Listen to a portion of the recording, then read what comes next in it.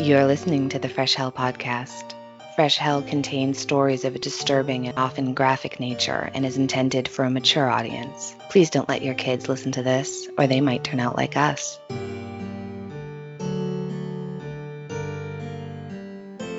Hi, I'm Anie in the US.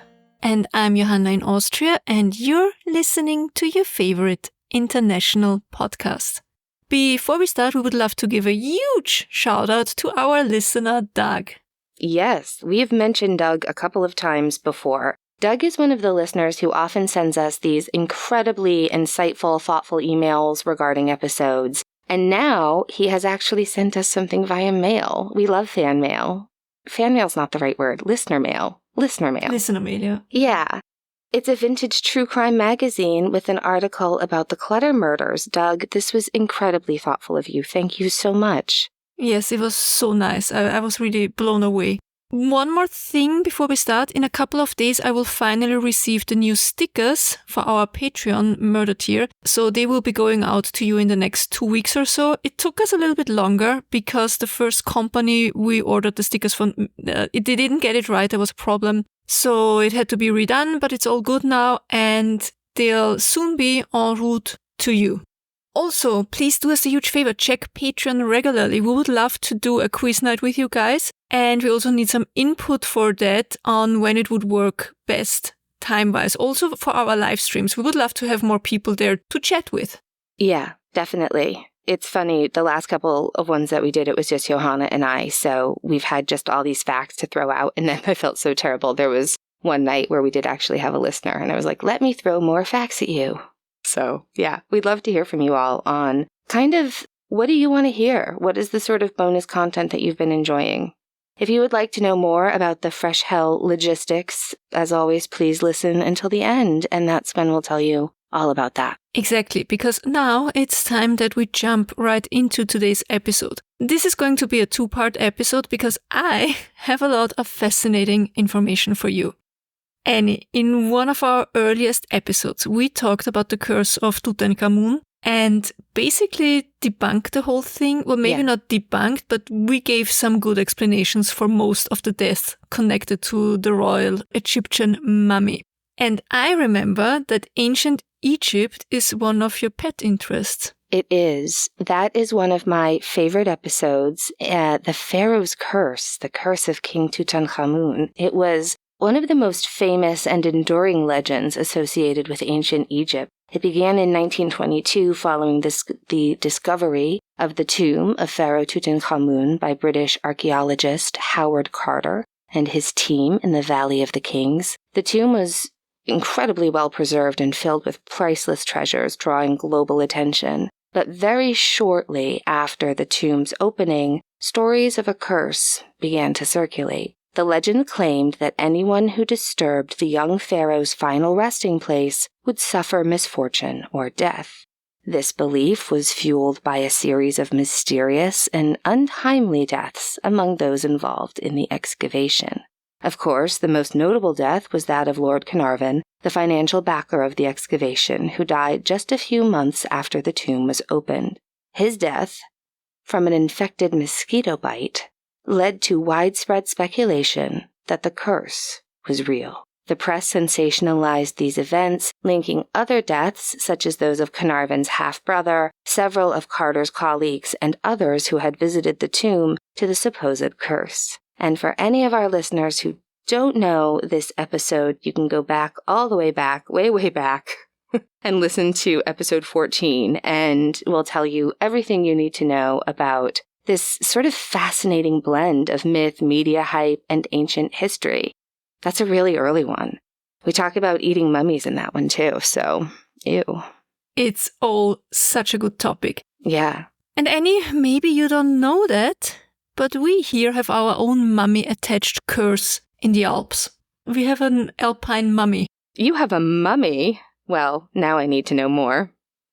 Tell me everything about this mummy. I am, of course, talking about the curse of the Iceman, or how he is called here, Ötzi. Ötzi.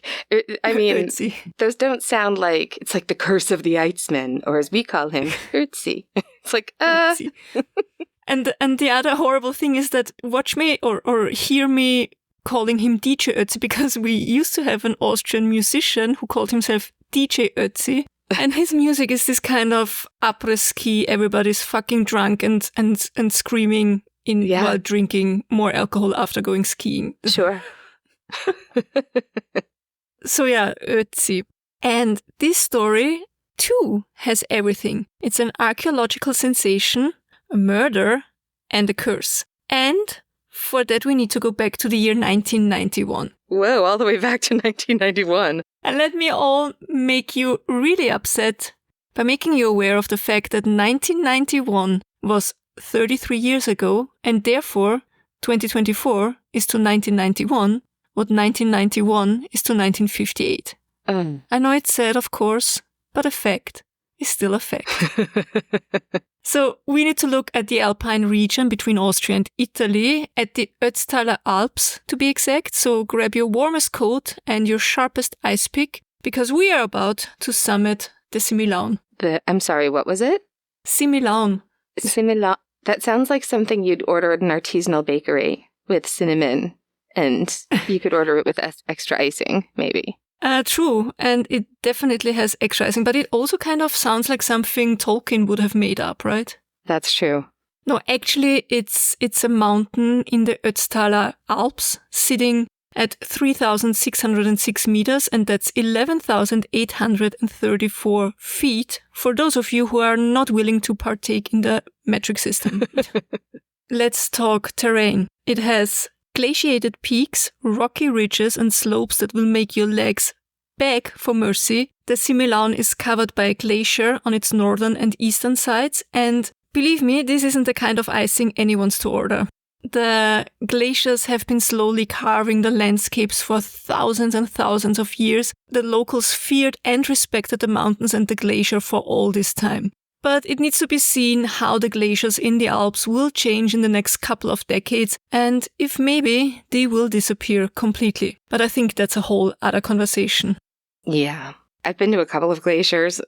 I'm sure you have, but it's always alarming when, like, as you approach, there'll be signposts to say this is where the glacier was 15 years ago. This is where the glacier was 10 years ago. So Similaun is the kind of place that's both breathtaking and bone-chilling at the same time. And let's chat about the climate, or should I say climates, because the place can't seem to make up its mind. 1 minute it's clear skies and stunning views, and the next it's like the North Pole and Siberia decided to throw a party. It's snow and ice and bone-chilling winds, and it's all part of this package. In winter, the snow piles up so high, you might mistake the peaks for a giant whipped cream sundae.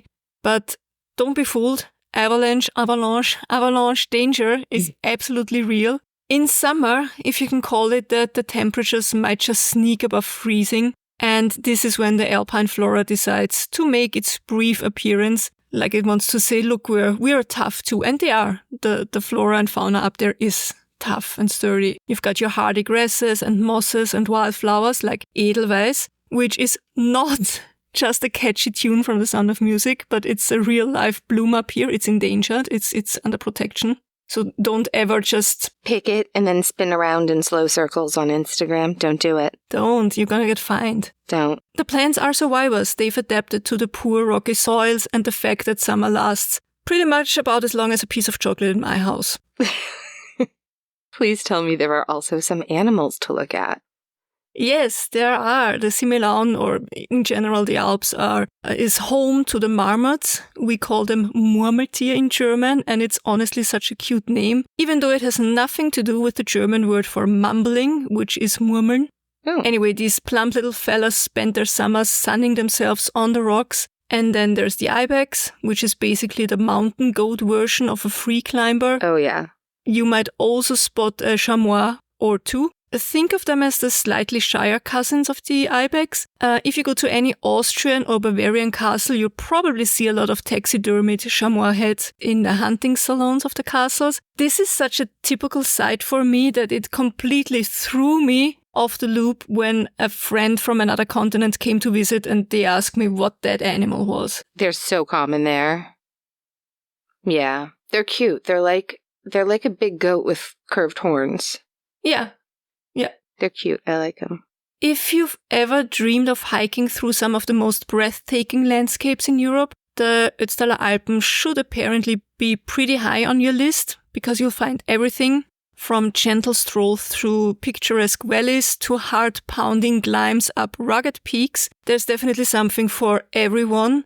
Whether you're looking to casually wander through alpine meadows or challenge yourself with a high-altitude trek, you've got options there. But please listen to me, always make sure you have the proper equipment and enough knowledge and stamina. Every year, tourists wearing sneakers or, even worse, flip-flops need to be rescued from all over the alpine region. So if I visit you someday, if it ever happens, is there a scenic Alps thing? Or like a place to drive for views? Like 3 hours from me, and we're heading across the Kank, we're going up Mount Washington, but I have zero concept of your actual position in regards to the Alps. And you're always saying funny things to me like, oh, you can be in Venice in a few hours, or oh, you could be, you know what I mean? So I have no sense of direction anyway. I can't hike though, so I don't know if there's like...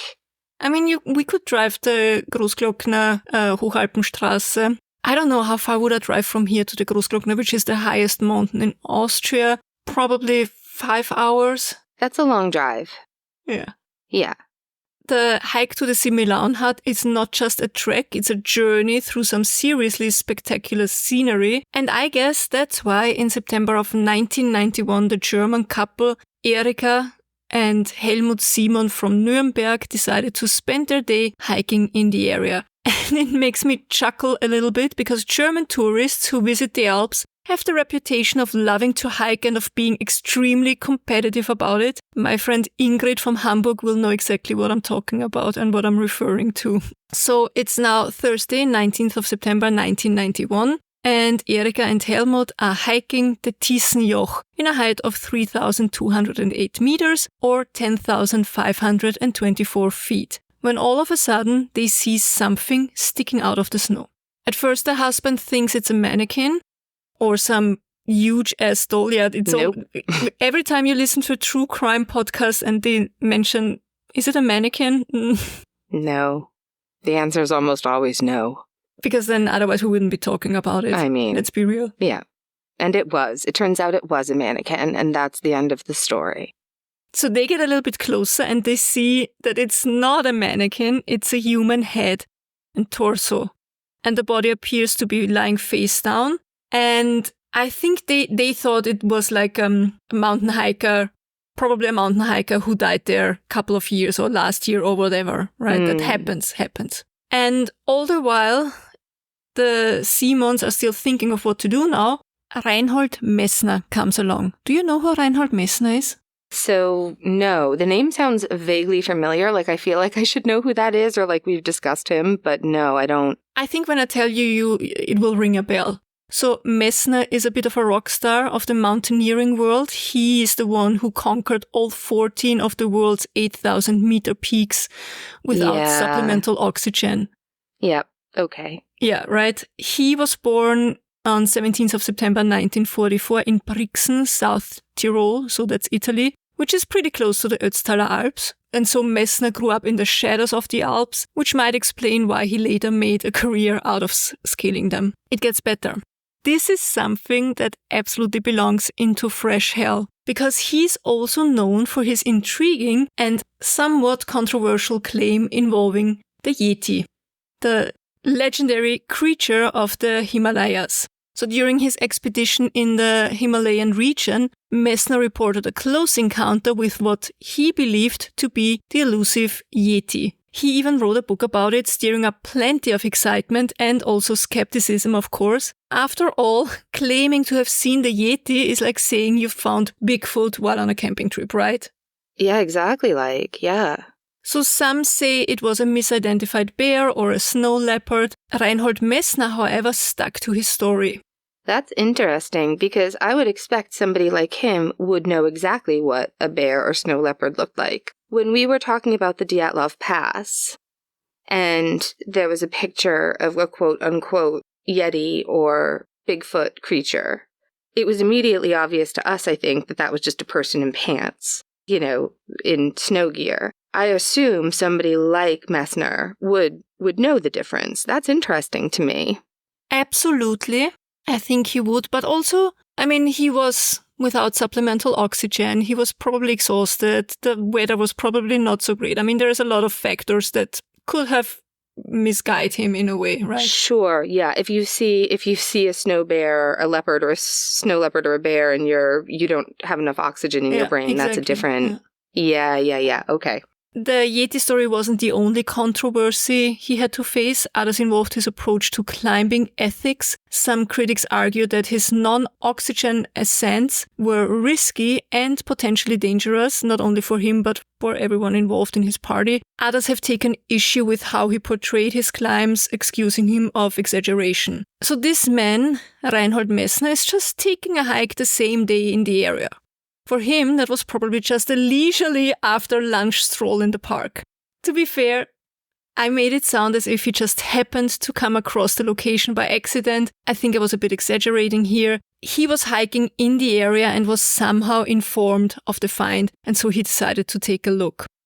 And now that is something that sounds interesting enough to report it in the news. A body in the Alps and Reinhold Messner somehow involved. And so he's asked by the reporters what he thinks about that body. He says that he thinks that body has been there for probably 500 years and that they either died of exposure or maybe they were murdered.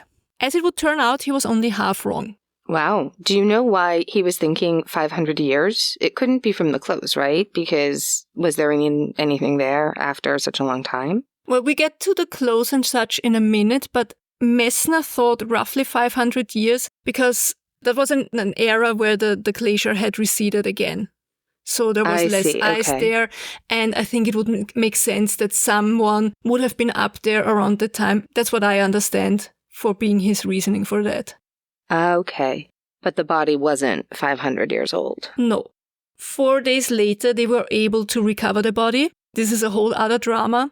First of all, I saw an interview with the first coroner to look at the body when it was still up there in the ice.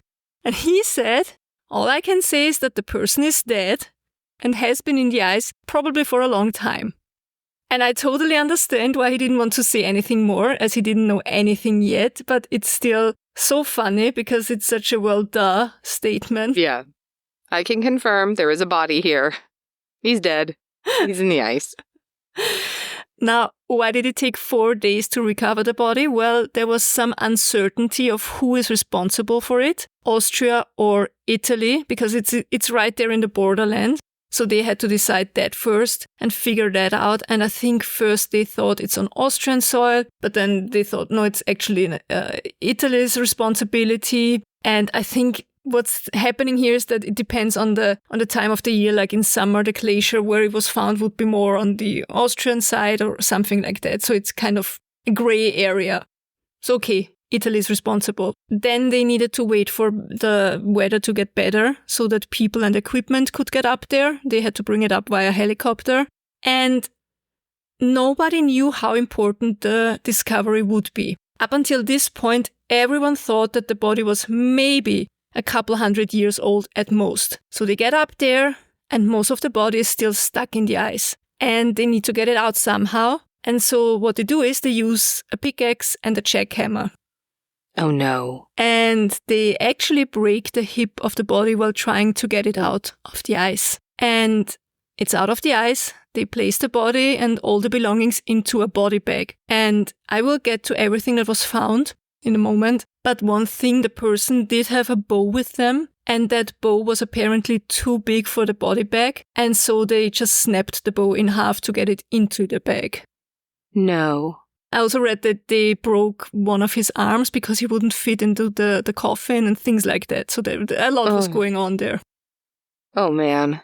And trust me, it's not over yet. So the coroner is inclined to release the body for burial, because even if it was 500 years ago and it was a 500-year-old murder case, there would be no investigation, no charges, no trial. Historic murder cases are interesting to you and me and our listeners, but not to any court. Right.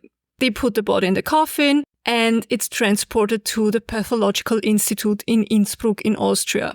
I think they saw the body on TV, the scientists there, and they were like, wait a minute, send us the body, we have to have a look. Their anthropological experts are called in to work hand in hand with the pathologists, because now it starts to become clearer and clearer. This body is way older than 500 years. Okay, let's take a look at the body. And Anie, I sent you a photo. Mm-hmm. The body belongs to a man, and he would become known under the name Ötzi, again, because he was found in the Ötztal Alps. As I said before, the body was found face down, naked. His right arm was kind of resting by his side, while his left arm was, I don't know how to describe it, crossed over under his body and sticking straight out on his right side, like around his shoulder area. Yeah, it looks like it's hard to tell if his arm was at a normal angle, and then as he sort of decomposed and mummified, whether it took on that extreme angle, because the angle in the picture is like his shoulder is dislocated. Yeah. Also, we shouldn't forget that he was under the ice, so there's also a lot of pressure over... Pressure and crushing, right, of course. But it kind of looks like as if he fell face forward and just fell asleep, something like that, I'd say. Mm-hmm. The body weighed 13 kilograms or 28.6 pounds and was 154 meters tall, which is roughly 5 feet. Bodies shrink when frozen, so there's the assumption that he used to be roughly 1.6 meters or 5 feet 3. And probably he was in his mid-40s when he died. His skin is kind of waxy, would you say? Yeah, like waxy, leathery. Waxy, leathery, yeah. Which is typical for a body that spent some time in the water. And so they believe that Ötzi spent some time partially lying in water, which makes sense as the glacier would have melted a bit and then would freeze again. And that could have happened several times, yeah. The wear and tear on his spine showed signs of disc degeneration. His teeth were pretty worn down, which is common due to the gritty grain-heavy diets. Ötzi's chompers were showing signs of wear and tear from eating gritty stone-ground grains. You know how, I'm gonna in a moment tell you how old the body is, but we know that in some eras in history, the grain, or most eras in history, the grain would have been grinded down with stones, and that stone would have this kind of abrasive property to the teeth because it would still be in the grain. Yeah. Yeah, you'd have like little bits of stone powder mixed in with your grain, so it was a very, very hard on your teeth.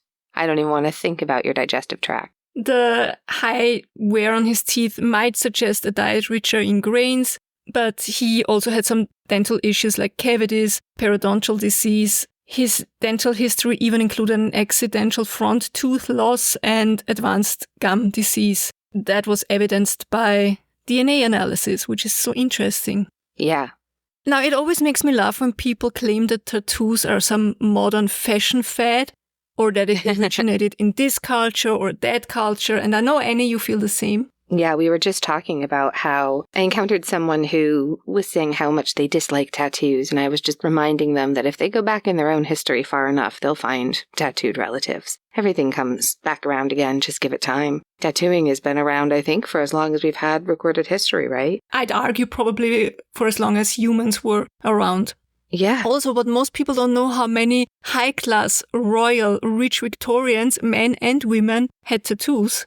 Absolutely. Empress Elizabeth of Austria, the mother of Winston Churchill, and so many others. Oh, yeah. Ötzi proves that inking your body has been part of human history forever, for one reason or another. In Ötzi's case, it was 61 tattoos all over his body, but these tattoos weren't a tribute to his family or because of some faith or to honor his ancestors. For Ötzi, it was most likely medicinal tattoos. Like, think acupuncture. These tattoos made by rubbing carbon dust into tiny puncture wounds include lines and dots on his lower back, stripes around his right ankle, and a cross behind his right knee. The first of these tattoos were noticed back in 1991, immediately after his discovery. But the full extent of his body art would only be revealed over time because not all of his tattoos were visible to the naked eye.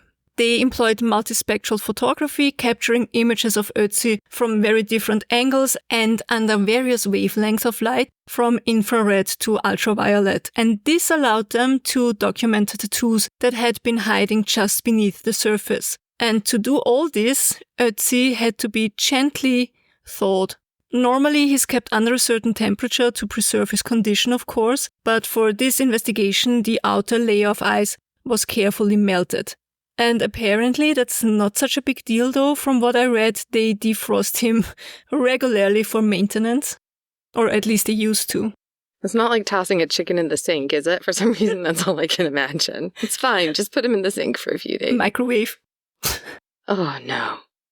It's like, sorry, you have your workplace microwave complaints, and then they're microwaving Ötzi down in this lab. You thought salmon was bad. I think I would prefer fish in the microwave. Right? All right, now let's get down to business with these tattoos. Most of them, as I said, are simple. They are parallel lines. They are arranged in groups of 2, 3, or 4. There are also a couple of crosses, one behind the right knee, another one on his left Achilles tendon. Another discovery revealed a tattoo on the right side of Ötzi's lower chest, marking it the first time they found ink on anything other than his back or legs. The chest tattoo was a bit of a puzzle, as so far the prevailing idea was that Ötzi's tattoo were, as I said, some form of acupuncture, pain relief. Judging from the wear and tear on his body, he definitely had back and joint problems, and these tattoos were thought to help manage the pain. But the chest tattoo, it's kind of throwing a wrench in that theory, but not really.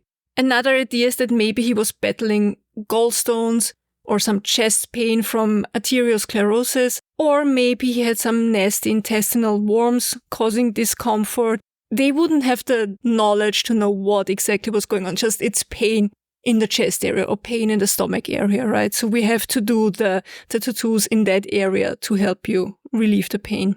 Right. I wonder, because he had it on his Achilles, if he's like me and sort of many other people and sort of plagued with all the itises, like Achilles tendinitis, plantar fasciitis in my feet, sacroiliitis in my back. I'm not going to list all of the itises, but one of the things I get all the time is costochondritis, and it is really intense pain in my sternum and then all along my ribs on both sides. Usually for me, the left, but most recently the right.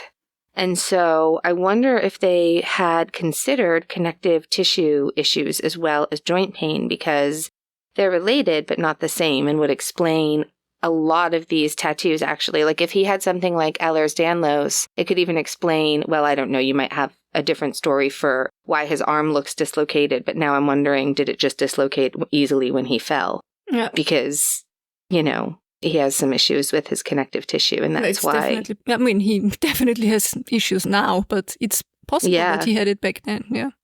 Yeah. Interesting, yeah. Interesting. Yeah. Anyway, we now know that Ötzi had exactly 61 tattoos. The number had been a bit fuzzy before, with different studies reporting anywhere between 49 and 57, but thanks to the multispectral magic, we've got the final count. That's cool. All right, that was the tattoos. What else? When did they figure out how old the body was? Thank you. I think that's an important part. Let's talk about that. Let me start by saying that obviously all the research and examination took quite a while. As you heard with the tattoos, it was over years that they found out more and more, same with the equipment, and somewhere in there they also figured out how long that body had been lying in that glacier. So tiny bits of bone and tissue were taken and sent off for radiocarbon dating. Radiocarbon dating measures the amount of carbon-14 left in a sample to estimate its age. So carbon-14 is a radioactive isotope that decays at a known rate, so by measuring how much is left, scientists can kind of work backwards to figure out when the organism died. The results came back, and they were mind-blowing. The test showed that Ötzi had died around 3,300 BC. Let that sink in for a moment. Wow. That means that guy had been lying there for over 5,000 years. That's older than pretty much everything we consider ancient. This discovery pushed our understanding of history back into what's known as the Copper Age.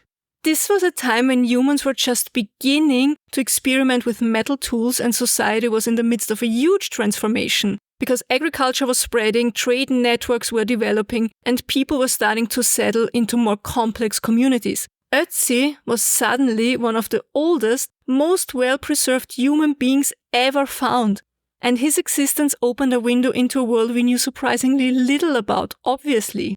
So what do we know about the time Ötzi lived in? The Copper Age, which roughly spans from 3500 to 2300 BC in Europe, was a period of significant technological and social change. Before this era, humans were living in the Neolithic or New Stone Age. They were still using stone tools, farming and living in relatively simple societies, but as the Copper Age kicked off, everything started to change. This was the dawn of metallurgy. People have figured out how to extract copper from ore and shape it into tools and weapons, marking the beginning of metalworking. Granted, it wasn't iron or steel yet, but copper was a huge leap forward.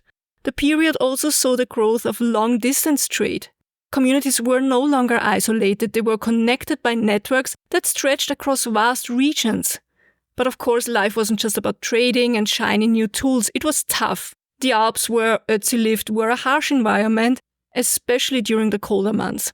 Survival depended on a deep understanding of the land, hunting, gathering, and maybe even a little bit of farming. Socially, this was a time of growing inequality, as certain individuals or families gained control over metal resources or trade routes. They accumulated more wealth and power, and this started to lead to the emergence of social hierarchies. Isn't that fascinating? That's as old as 5,000 years. It really is. Wow.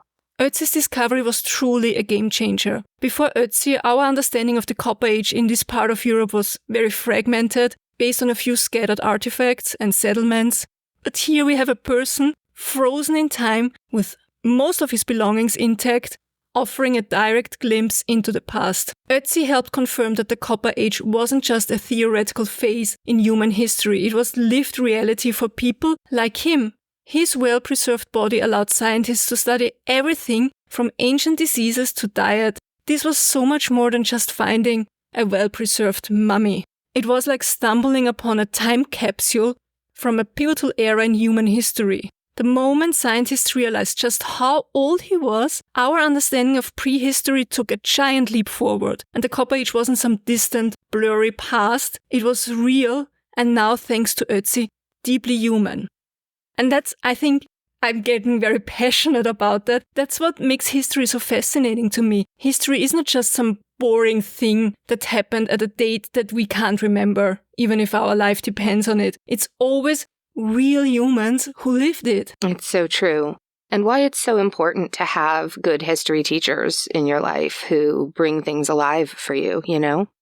Absolutely. Absolutely. There's nothing worse than a history teacher who just literally recites dates at you to memorize. Let's talk about his equipment. Let's. What was Ötzi carrying with him in his final hours? And trust me, this guy was prepped for anything Mother Nature could throw at him. Buckle up, because we're about to go through his survival gear, and let me tell you, it's pretty impressive. Okay. First of all, let's set the scene. The year is somewhere around 3300 BC. Ötzi is strutting or striding through the Ötztal Alps, and he's no average Joe. The guy knows his stuff. He got the skills to hunt, make fire, and even mend his own clothes. And how do we know? Because Ötzi was not traveling light. He was armed to the teeth with tools, weapons, and a few surprising items you'd probably never guess. And now let's go through it piece by piece. I think the pièce de résistance is the copper axe. This wasn't just any old tool, it was 99.7% pure copper. The axe has a trapezoidal blade, about 60 centimeters long. I'm sorry, I didn't convert these. It's fine. With a shaft made from yew wood. Now, the copper wasn't from around here. It came all the way from a region that is today known as Tuscany in Italy. Ötzi's copper axe is one of the oldest examples of metalworking in Europe, and its presence suggests that Ötzi might have been someone of importance, a leader, or maybe a skilled craftsman. Copper axes were also a status symbol. Only the big shots carried these. So was Ötzi some kind of chieftain, or just like a savage traveler who knew the importance of being prepared? Also, there is another story involving the copper axe. I think this is the oldest axe we will ever talk about in this podcast. And we talked about a lot of axes. We have talked about a lot of axes. So when Ötzi was first discovered, the initial focus was on the body and on the extraordinary preservation of the body and the fact that he had been found in such a remote, high-altitude location. His clothes, the tools, and other belongings were obviously all carefully catalogued and studied, but one of the most significant items, the copper axe, was a little bit neglected. The copper axe was found alongside Ötzi's body, but it didn't immediately register with everyone just how important it was. In fact, some accounts even suggest that it was temporarily misplaced, or at least not given the attention it deserved right away. And here's where the story takes a little bit of an ironic twist. If the scientists and archaeologists had recognized the importance of the copper axe from the get-go, it could have been a huge clue in dating Ötzi much more quickly. Copper axes were so distinctive that they've been used to date other archaeological finds. If the team would have had the axe, they would have realized immediately what they were probably dealing with, and it would have placed Ötzi in the right historical context, thousands of years earlier than the initial estimates. Anyway, once the axe was properly recognized and analyzed, it helped solidify the idea that Ötzi was not just old, but ancient. And this in turn prompted further radiocarbon dating, which confirmed that Ötzi had lived over 5,000 years ago. Let's play a little game of what if. What if the significance of the copper axe had been recognized immediately right there on the mountain? It's possible that Ötzi's age could have been pinpointed much sooner. Recognizing the axe as a Copper Age artifact would have likely accelerated the dating process, potentially even sparking earlier radiocarbon tests. But history, as we know, doesn't always follow a straightforward path. I think it almost never does. The delay in recognizing the axe's importance didn't ultimately change the outcome. Ötzi's age was eventually determined, and the world came to understand the true significance of this incredible find. However, it does definitely highlight how easy it is to overlook something crucial, even when it's right in front of you. And that's amazing. I think today it's safe to say that Ötzi's copper axe is one of the most studied artifacts from his collection. Next up is the bow. Ötzi carried a 1.82 meters or 5'11 longbow made of yew, which is Eibe in German. Fun fact, Eibe is protected in Austria. I used to have a huge yew tree in the garden from the last apartment we rented, and in the beginning I was freaking out because the seeds in the little red berries are so poisonous. And because we have gem and lila, and I don't know, in my head I made out the worst scenarios. But you can't really get rid of yew because it's protected. I know of a kindergarten where they have a very old yew tree in the yard and they have to fence that part off so the kids can't get to them. Oh, in case they eat the berries? Mm-hmm. Which wouldn't even be poisonous. Boy. It's if you bite the seeds open. That's when it's dangerous. Got it. It's a very specific kind of... Yeah. Do you have them in the States? I'm not sure, actually, although we did just find a whole bunch of, I think it's called pokeweed or something, that also has berries that are toxic to dogs. So Paul has been working every spare chance he has in this gross, hot, swampy weather trying to eradicate the pokeweed. Yeah. Anyway, nothing happened. Yeah. Everything is fine. It's always good to teach your kids to not put plants in their mouth. Never. Can we talk about that bow, though? Because you just said that it was 1.82 meters. This bow is huge. Bigger than him. It's a long bow, yeah. It's huge. It's right? taller than him. 20 centimeters taller than he is. And I'm just thinking of how strong you have to be to even wield a long bow. Apparently, the bow was still a work in progress, but it seems to be clear that Ötzi knew how to craft one from scratch. Why was he making a new bow? Who knows? Maybe his last one was snapped in half, like this one. Or it met an unfortunate end, or perhaps it was just, I don't know, stolen. In his quiver, Ötzi had 12 arrows, though only 2 were fully ready to go. These arrows were made from the branches of snowball trees and dogwood, complete with flint tips and fletchings to keep them on course. He even had 2-meter-long bowstrings made from animal sinew tucked away in his quiver, and it's like he was ready to shoot a deer or, I don't know, a rival at any given moment. Then we have his trusty sidekick, the flint dagger. This isn't some oversized Rambo knife, it's a compact 13 centimeters or 5.1 inches, just a tad longer than a modern pocket knife. The blade was flint, carefully mounted into an ashwood handle and held together with sinew. It might have been small or on the smaller side, but it was mighty and it showed clear signs of frequent use and resharpening. With it came a 12-centimeter sheath made of linden bast. Attached to the sheath was a little leather loop, which would be perfect for hooking it onto a belt, for example. So if you ever need proof that men have been obsessed with multi-tools for millennia, here it is. The first Swiss Army knife. Yeah, first Swiss Army knife or Leatherman or something like this. Exactly. What's next? Oh, that is some interesting, the next tool. It's a retoucher. So this was a specialized tool made from a linden twig, sharpened like a pencil with a small piece of deer antler embedded at the tip. Ötzi would use this to meticulously sharpen his flint tools, which might explain why his knife was always ready for action, so he always had some sharpening tool with him. The retoucher was so unique that it changed how archaeologists understood tool making in the Copper Age. Let's talk about storage solution, because Ötzi didn't carry his stuff around in some, clunky, fragile ceramic pots. Instead, he used lightweight birch bark containers. These cylindrical containers, about the size of a large mug, were sewn together with linden bast and were perfect for carrying essentials. One of these containers still had traces of maple leaves and charcoal, like a prehistoric way to keep embers alive for fire starting on the go. It's impressive. The guy had, he was carrying a portable campfire kit. He was like a Copper Age MacGyver. And how did Ötzi lug all this gear around with his prehistoric backpack? Well, what's left of it anyway? All that remains are 2 wooden boards and a bent hazel stick, but we can imagine that this setup was probably used to carry a fur or leather sack. He carried a few pieces of flint, dry moss, and even some fungi. The birch polypore fungus he carried, that wasn't just for show or for eating. It apparently has antibacterial properties and could also stop bleeding. And scientists found that Ötzi had a stomach bug, probably from Helicobacter pylori, and he was probably using the fungus to treat it. Like he had his own pharmacy with him. Yeah, that's the bacteria that causes ulcers. Mm-hmm. So I wonder if he had bleeding ulcers, if he was ingesting it. What else he had?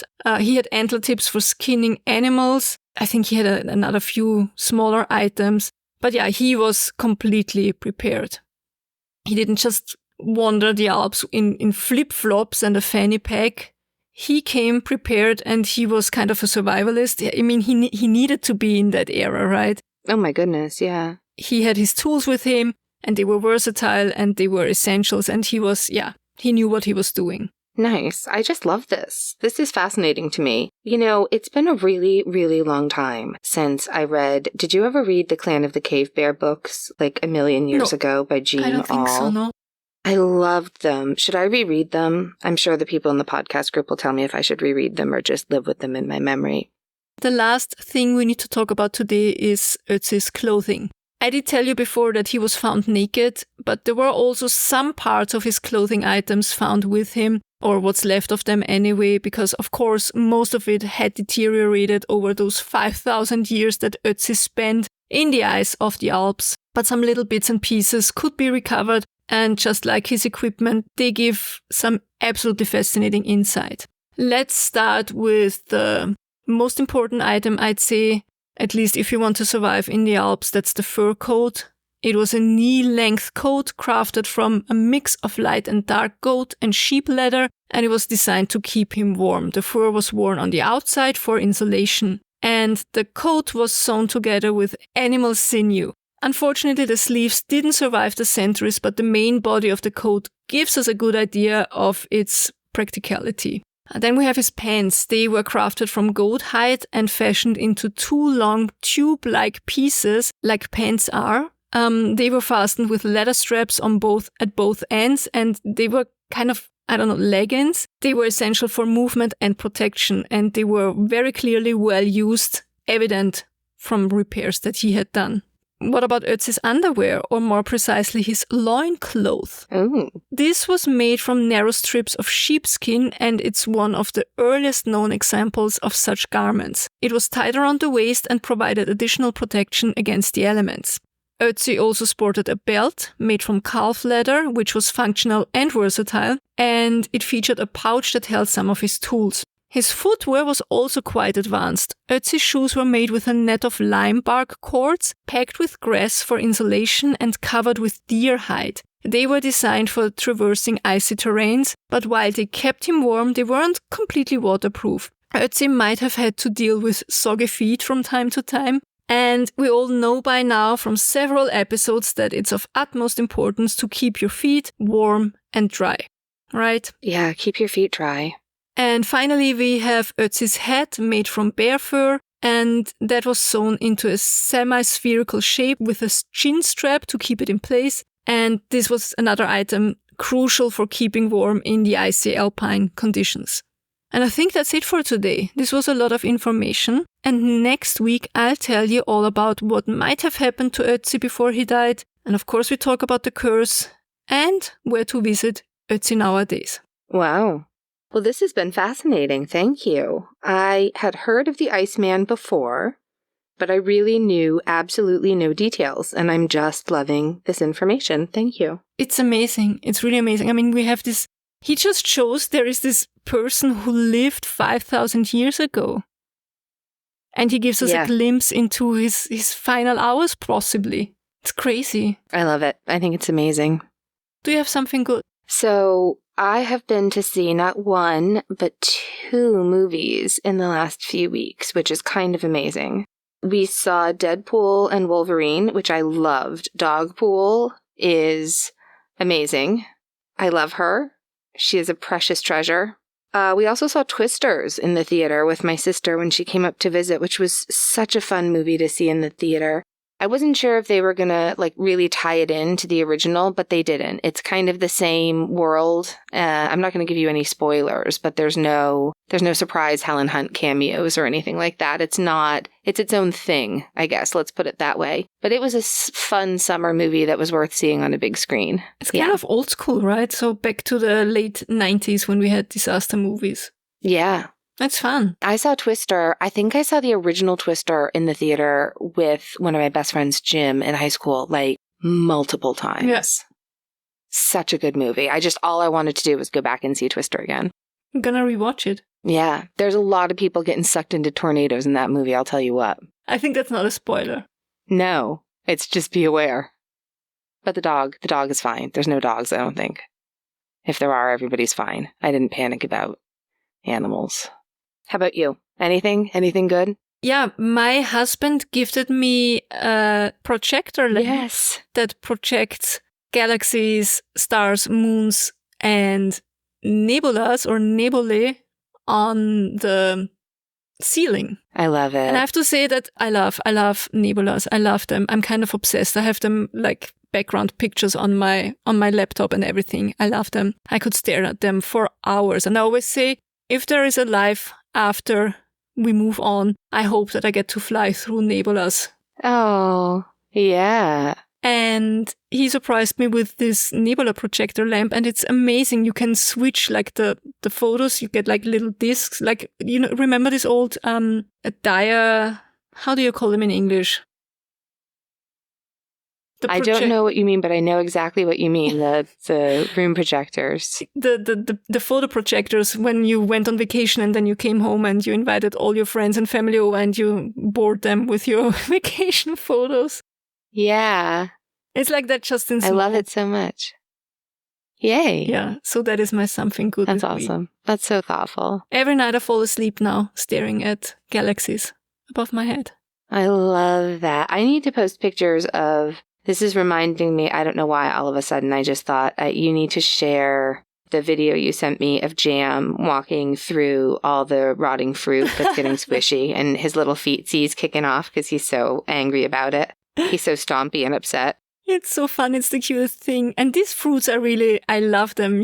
They grow in the forest and when it's in season, I just pick them and eat them. But you can also make marmalade with it.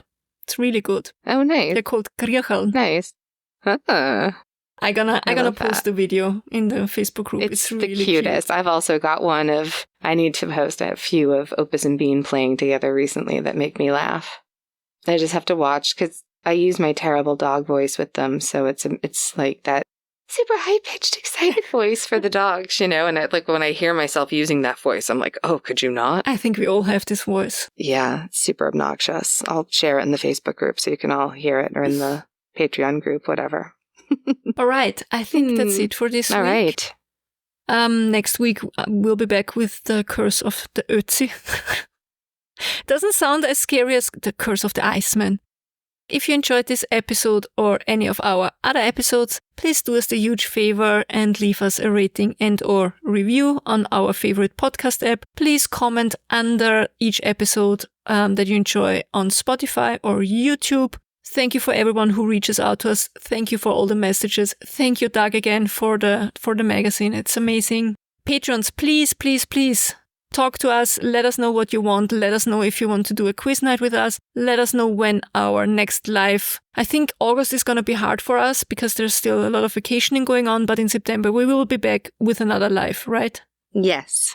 And I think the last time somebody suggested we talk about Gabby Petito, so maybe we do that. Oh. And the monthly one where we need to give an update on the Reed case, right?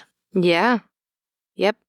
Yeah, there's a lot to talk about. Please join our Facebook group. Please visit our webpage, freshapodcast.com. There you find all the links. Please tell your pets we said hi, hug them, cuddle them. Take lots of videos and photos, especially when they do something really cute and funny. Be kind to them. Be kind to your fellow human being. And most important and hardest of it all, be kind to yourself. That's right. Remember to keep your feet dry. And as always, if you are having a real hard time, just remember that if you're going through hell, keep going. Tschüss. Bye.